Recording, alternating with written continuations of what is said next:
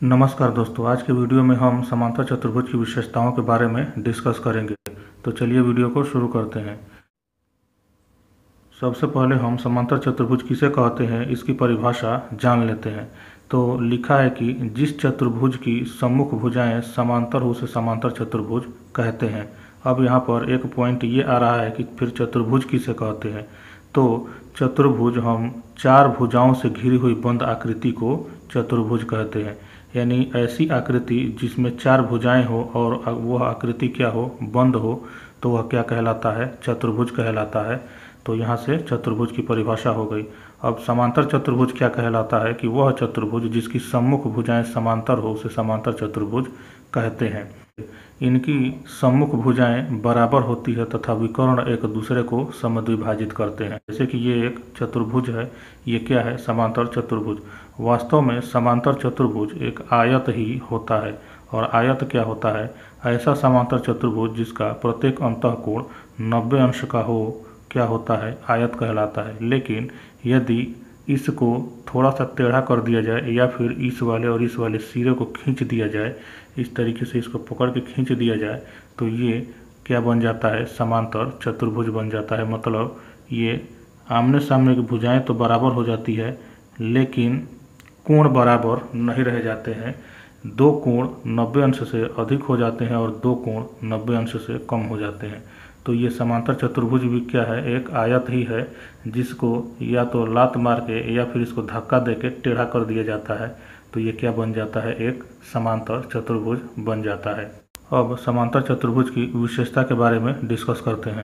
पहला विशेषता में कह रहा है कि सम्मुख भुजाएं समांतर होती है। मतलब कि समांतर चतुर्भुज की सम्मुख भुजाएं समांतर होती है। सम्मुख भुजा का मतलब क्या हुआ, सामने की, आमने सामने की भुजाएं।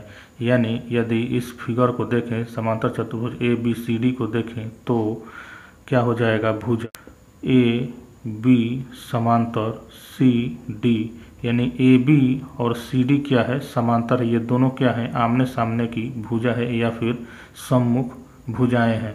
तथा सी, यहाँ से देखेंगे सी बी या फिर बी सी समांतर ए डी, यानी बी सी समांतर ए डी, यानी ये दोनों भुजाएं क्या हैं, समांतर। समांतर का मतलब ये होता है कि ए बी और सी डी भुजा जब हम इसको आगे और पीछे बढ़ाएं तो ये दोनों एक दूसरे को कहीं नहीं काटेंगी। समांतर का मतलब पैरेलल होता है, यानी ये आगे पीछे अनंत तक इसको बढ़ाएं तो ये एक दूसरे को कहीं नहीं काटेंगे। तो वो भुजाएं क्या होती हैं, समांतर कहलाती है। या फिर वो रेखाएं भी समांतर कहलाती हैं जो एक दूसरे को कहीं प्रतिच्छेद नहीं करती हैं। तो वहीं कह रहा है कि सम्मुख भुजाएं समांतर होती है। दूसरा पॉइंट में कह रहा है कि सम्मुख भुजाएं बराबर होती है। सम्मुख भुजा का मतलब आमने सामने की भुजाएं। बराबर का मतलब ये हुआ कि ए बी बराबर सी डी तथा बी सी बराबर ए डी, यानी इनकी लंबाई क्या होगी, आपस में बराबर होगी। यानी ए बी बराबर यदि 4 सेंटीमीटर यहाँ पर दिया जाएगा तो इसका मतलब कि सी डी बराबर भी 4 सेंटीमीटर ही होगा। अभी मैंने बताया कि समांतर चतुर्भुज क्या होता है, आयत ही होता है। बस इसको धक्का देके या फिर इसके दो कोनों को खींच के बढ़ा दिया जाता है तो ये क्या हो जाता है, समांतर चतुर्भुज बन जाता है। तो ज़्यादातर विशेषताएं आयत की ही होती हैं। मतलब कि सम्मुख भुजा समांतर होती है, ये आयत में भी होता है। सम्मुख भुजाएं बराबर होती है, ये आयत में भी होता है और समांतर चतुर्भुज में भी ये होता है। अब यहाँ पे कह रहा है कि सम्मुख कोण भी बराबर होते हैं। मतलब यहाँ पर हम यदि एक समांतर चतुर्भुज बनाएं तो कह रहा है कि सम्मुख कोण बराबर होते हैं। सम्मुख कोण का मतलब क्या, आमने सामने के कोण, यानी कोण ए के सामने का कोण, कोण सी और कोण डी के सामने का कोण, कोण बी, ये बराबर होगा। कैसे होगा इसको हम लोग सिद्ध कर लेते हैं। कह रहा है ऊपर की सम्मुख भुजाएं क्या होती है, समांतर होती है। तो हम मान लेते हैं कि इसमें क्या है, ए डी समांतर बी सी, यानी ए डी भुजा बी सी के समांतर है।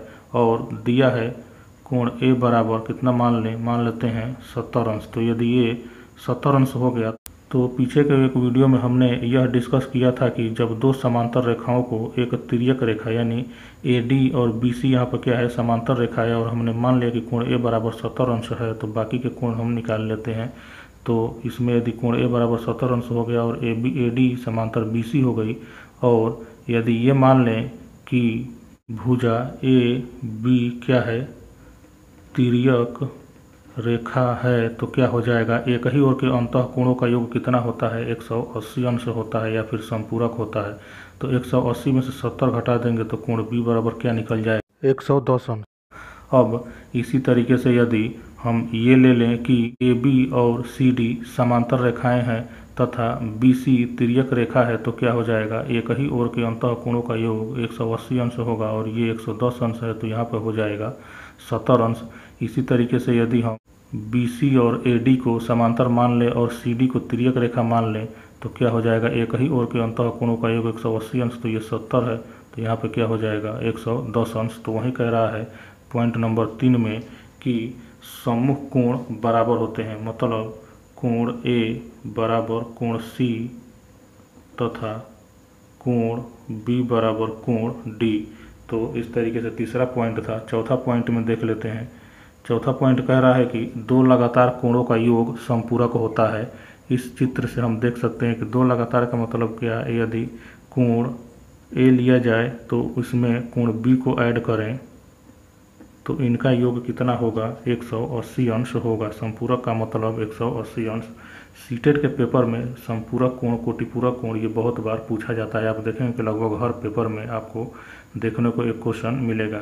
तो संपूरक कोण और कोटिपूरक कोण को यदि देखना हो तो डिस्क्रिप्शन में आपको उसको लिंक मिल जाएगा, आप वहाँ से जाकर देख सकते हैं।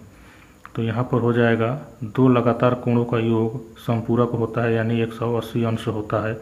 यहाँ पर 180 अंश होता है, तो कोण ए प्लस कोण बी बराबर क्या हो जाएगा, 180 अंश। इसी तरीके से कोण बी प्लस कोण सी प्लस कोण डी ये बराबर क्या हो जाएंगे, 180 अंश ही हो जाएगा, तथा कोण ए प्लस कोण डी बराबर भी क्या हो जाएगा, 180 अंश। यानी किसी भी दो लगातार कोणों को यदि हम ऐड करें समांतर चतुर्भुज में तो वो कितना प्राप्त होता है, 180 अंश प्राप्त होता है।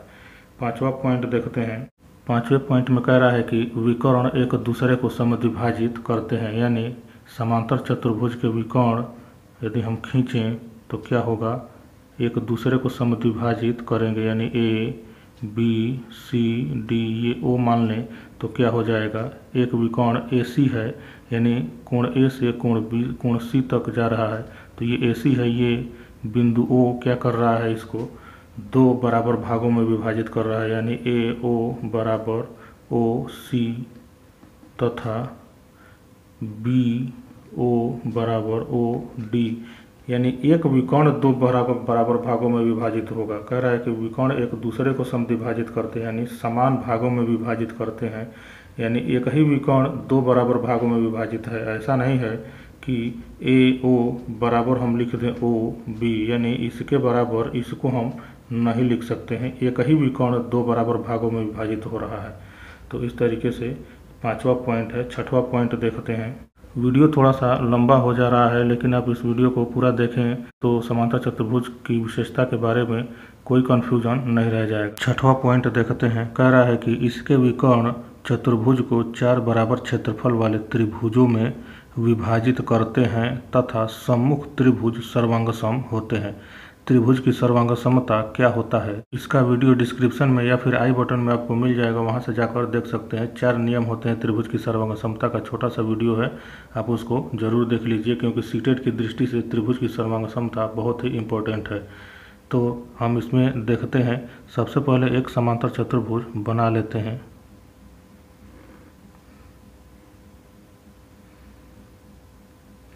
इसको नंबरिंग कर लेते हैं, ए बी सी और डी। कह रहा है कि यदि इस चतुर्भुज के विकर्ण हम खींच दें, यानी ए को सी से मिला दें और बी को डी से मिला दें, तो इस तरीके से हमारे पास कुल 4 त्रिभुज हो जाएंगे, यानी यह चतुर्भुज 4 त्रिभुजों में बंट जाएगा और ये चारों त्रिभुजों का क्षेत्रफल आपस में बराबर होगा, यानी एरिया ऑफ त्रिभुज ए ओ बी बराबर एरिया ऑफ त्रिभुज बी ओ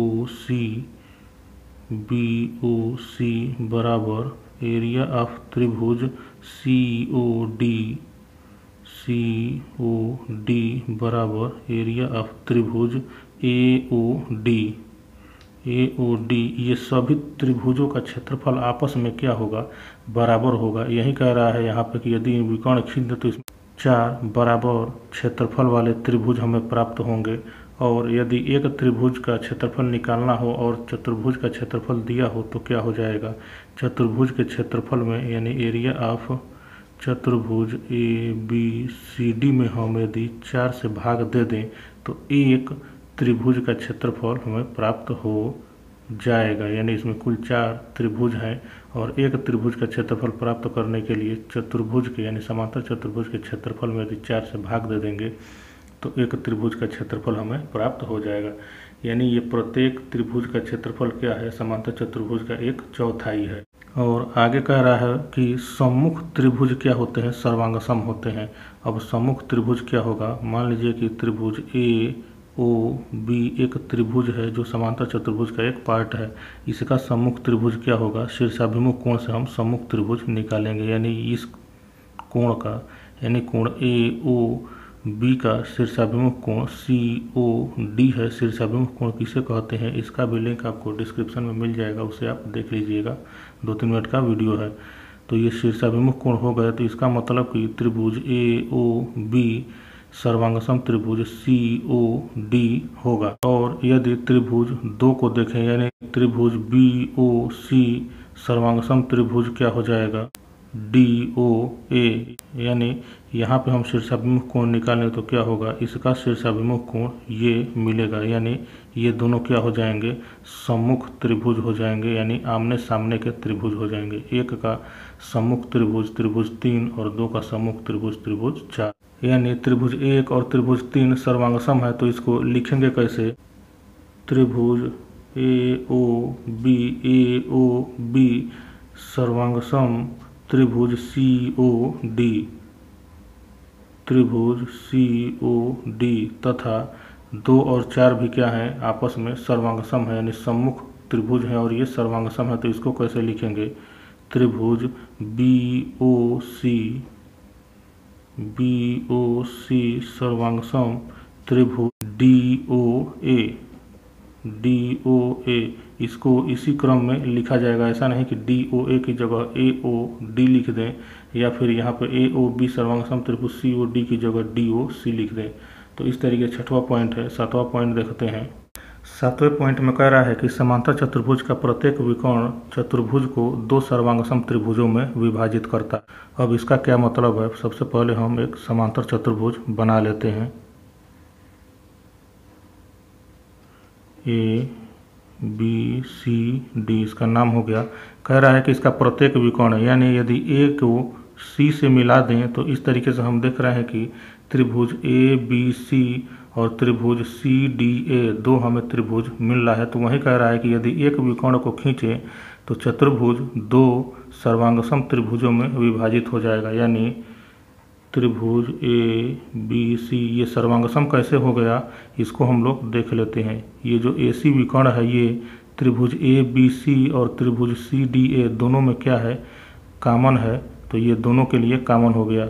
ए बी के समांतर यदि सी डी है, क्योंकि हमने पीछे के पॉइंट में यह पढ़ा कि सम्मुख भुजाएं बराबर होती है, यानी ए बी बराबर क्या है, सी डी है, तो इसके बराबर ये हो गया और बी सी के बराबर क्या हो गया, ए डी हो गया। तो इस तरीके से हम देख रहे हैं कि किसी एक त्रिभुज की यानी ये सर्वांगसम किससे हो रहे हैं, ट्रिपल एस से, यानी भुजा भुजा भुजा। यदि किसी त्रिभुज की 3 भुजाएं दूसरे त्रिभुज की तीनों भुजाओं अलग अलग बराबर हो तो दोनों त्रिभुज क्या होते हैं, सर्वांगसम होते हैं। यानी त्रिभुज ए बी सी सर्वांगसम त्रिभुज सी डी ए, त्रिभुज सी डी ए। इसी तरीके से यदि हम चतुर्भुज में यदि हम समांतर चतुर्भुज का ए बी सी डी यदि बी डी विकर्ण खींचें तो यह भी चतुर्भुज को 2 सर्वांगसम त्रिभुजों में विभाजित करेगा। यानी त्रिभुज ए बी डी सर्वांगसम त्रिभुज सी डी बी, यानी इसका प्रत्येक विकर्ण क्या कर रहा है, चतुर्भुज को 2 सर्वांगसम त्रिभुजों में विभाजित कर रहा है। और यदि त्रिभुज सर्वांगसम हो जाएंगे तो इनके क्षेत्रफल भी आपस में बराबर हो जाएगा। मतलब त्रिभुज ए बी सी बराबर, यानी एरिया हम निकालें, यदि एरिया ऑफ त्रिभुज ए बी सी का बराबर क्या हो जाएगा, एरिया ऑफ चतुर्भुज A B C D divided by 2। यानी यदि चतुर्भुज के क्षेत्रफल में 2 से भाग दे दें तो इनमें से प्रत्येक का क्षेत्रफल पता चल जाएगा, यानी ये आधा आधा हो जाएगा। क्योंकि ये सर्वांगसम है तो सर्वांगसम हो गए तो इनका एरिया भी बराबर हो जाएगा। 8वें पॉइंट में कह रहा है कि इसकी भुजाओं के मध्य बिंदुओं को मिलाने से बना समांतर चतुर्भुज का क्षेत्रफल मूल चतुर्भुज के क्षेत्रफल का आधा होता है। मतलब यदि हम फिगर बनाएं तो कह रहा है कि इसके मध्य बिंदुओं को, समांतर चतुर्भुज की भुजाओं के मध्य बिंदुओं को मिलाने से जो हमें चतुर्भुज मिलेगा वह चतुर्भुज भी क्या होगा, समांतर चतुर्भुज ही होगा। यह भी ध्यान रखने की बात है कि समांतर चतुर्भुज के मध्य बिंदुओं को मिलाने से बना चतुर्भुज क्या होता है, आयत होता है, वर्ग होता है, समांतर चतुर्भुज होता है या फिर समचतुर्भुज होता है। तो ये क्या होता है, समांतर चतुर्भुज होता है। कह रहा है कि मूल जो चतुर्भुज है यानी ए बी सी डी, यहाँ पर हम मान लेते हैं ई एफ जी एच, तो मूल जो चतुर्भुज ए बी सी डी है इसका एरिया यदि हम निकालें, एरिया ऑफ चतुर्भुज ई एफ जी एच बराबर क्या हो जाएगा, एरिया ऑफ चतुर्भुज ए बी सी डी का आधा हो जाएगा। कह रहा है कि क्षेत्रफल का आधा होता है तो ये क्या हो जाएगा, मूल चतुर्भुज का ये आधा हो जाएगा क्षेत्रफल में। 9वां और अंतिम पॉइंट देखते हैं। कह रहा है कि एक ही आधार और एक ही समांतर रेखाओं के बीच स्थित समांतर चतुर्भुज क्षेत्रफल में बराबर होते हैं। यानी यदि फिगर से देखें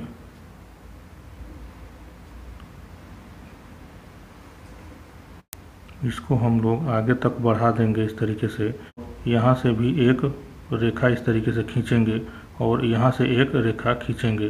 तो इस तरीके से हमारे पास ए बी सी डी और यहाँ पे इसको ई मान लें, यहाँ पर एफ मान लें, तो हम देख रहे हैं कि 2 चतुर्भुज दिख रहा है। और ये कह रहा है कि एक ही आधार और एक ही समांतर रेखाओं के बीच, यानी आधार हमारा ए बी है और समांतर रेखा एक ही, मतलब क्या, ए बी और सी डी, यानी ए बी समांतर सी डी रेखाओं के बीच जितने भी समांतर चतुर्भुज बनेंगे उनका क्षेत्रफल आपस में क्या होगा, बराबर होगा। यानी एरिया ऑफ चतुर्भुज ए बी सी डी बराबर एरिया ऑफ चतुर्भुज ये क्या है, A B F E, A B F E. तो इस तरीके से आज के वीडियो में हमने समांतर चतुर्भुज की विशेषताओं के बारे में डिस्कस किया और उनको प्रूफ करके भी देखा कि ये किस तरीके से हो रहे हैं। आगे के वीडियो में हम समचतुर्भुज की विशेषताओं के बारे में डिटेल में डिस्कस करेंगे। तो आगे वीडियो देखने के लिए हमारे चैनल को सब्सक्राइब कर लें और बेल आइकन को प्रेस करें। और यदि यह वीडियो पसंद आया हो तो इसे लाइक करें, शेयर करें और कमेंट करें। धन्यवाद।